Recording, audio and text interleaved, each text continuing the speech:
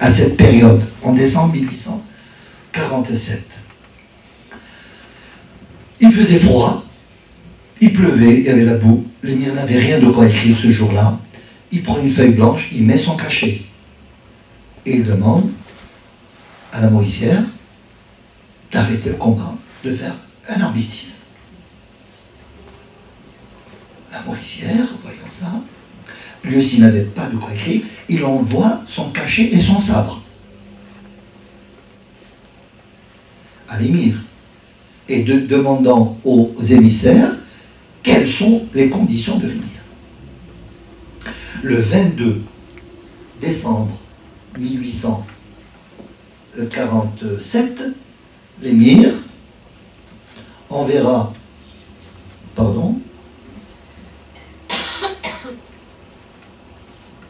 l'émir enverra une lettre, écrira une lettre à la Mauricière. Cette lettre, nous l'avons. Elle a toujours existé. Mais malheureusement, ceux qui ont écrit sur l'émir, les 80%, quand vous voyez à la fin de chacun de leurs livres, l'émir s'est rendu. L'émir ne s'est jamais rendu. Il y a une lettre qui est parue pour la première fois dans l'Illustration, la revue L'Illustration de 1930, pour le centenaire de l'invasion coloniale française en Algérie. Cette lettre existe dans les archives. Très peu ont pu avoir accès à cette lettre. Malheureusement, ils n'en ont pas fait cas, puisqu'ils continuaient.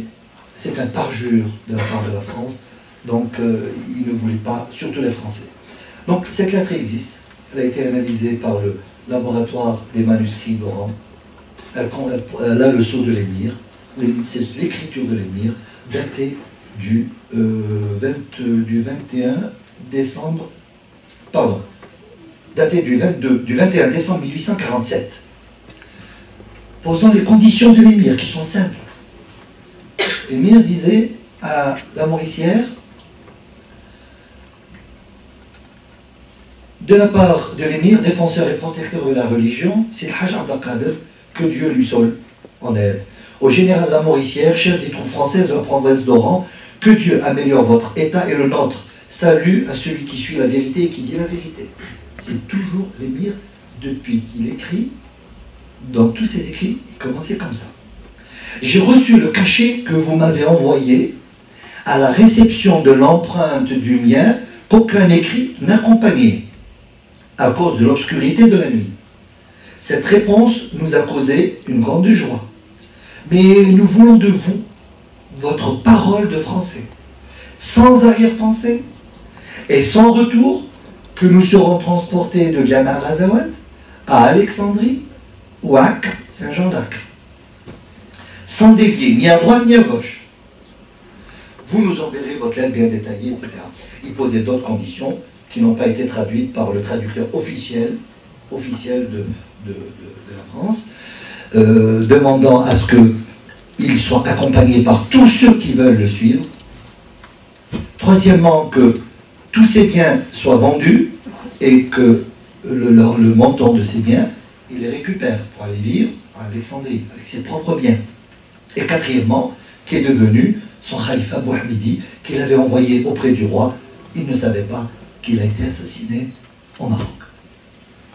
La Mauricière, voyant ça, il se dit, c'est des conditions sans doute acceptables. Donc, il fait deux lettres. Il répond à l'émir et en même temps au duc d'Aumale, acceptant ces conditions. J'ai été obligé, il dit au duc d'Aumale, gouverneur de l'Algérie et fils du roi Louis-Philippe, j'ai été obligé de prendre des engagements, je les ai pris, et je les fais pleinement confiant que votre Altesse royale et le gouvernement les ratifieront si l'émir fait confiance à ma parole. Je vais à l'instant monter à cheval pour aller jusqu'à la Daïra. Je n'ai pas le temps de vous envoyer une copie de la lettre que j'ai reçue de l'émir, celle que je vous ai montrée, ni la réponse que je lui ai faite, à peu près la même.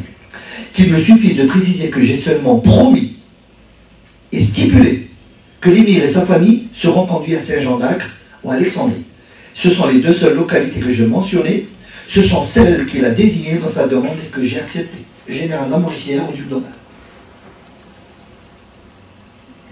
La réponse arrive à l'émir et le 23 décembre 1847, rendez-vous est pris à Sidi Dahar, un endroit marabout, Sidi Dahar, qui se trouve entre la colonne Montagnac, là où il y a eu lieu la bataille de Sidi Ibrahim, et le mausolée de Sidi Ibrahim. Et à cet endroit, qui est marqué par un palmier, la France a entouré ce palmier et a mis sa plaque 23 décembre 1847, et c'est là, ce jour-là, qu'ont été scellés les accords d'armistice.